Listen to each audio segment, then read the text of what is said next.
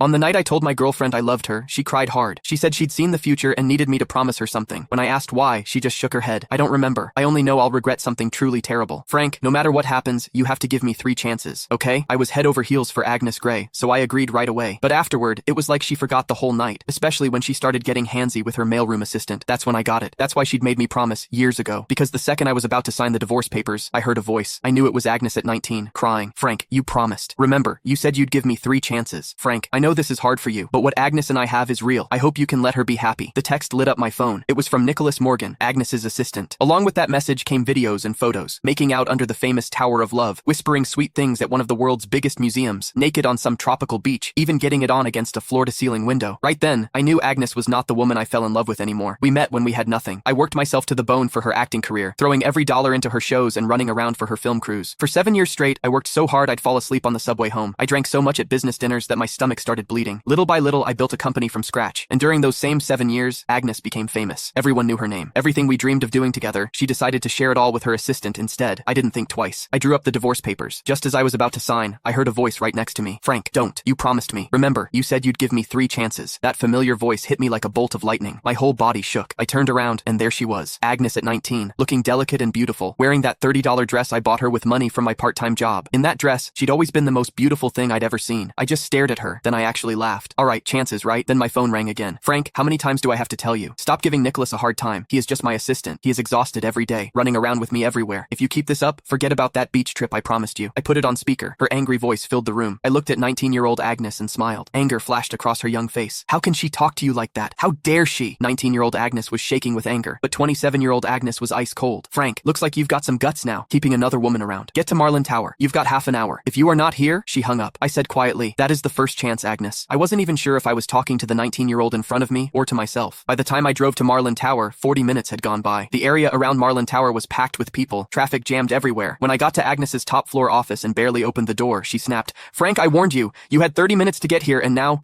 I cut her off, turned around, and flopped onto the couch like I didn't care. Nicholas was there too. He kept his head down, eyes all red, his right hand holding his left wrist. My attitude seemed to set Agnes off. She slammed her hand on the desk. Frank, what is with that attitude? You still won't admit you were wrong? But before I could say anything, Nicholas jumped in. It is nothing really, just a watch. Don't blame Frank. That just made Agnes angrier, but instead of yelling at him, she held back and softened her voice. How can you say it is nothing? He is so petty. He even tried to steal the birthday gift he gave you. Don't worry, I am not taking his side. Then she turned back to me, her voice sharp as a knife. Frank, I am giving you one last chance. Give Nicholas his watch back. I'd lost count of how many times this had happened. No matter how many times Nicholas set me up, no matter what I said, it never mattered. The woman who used to trust me completely now only doubted me. Couldn't be bothered to argue. I stood up, took off the old watch from my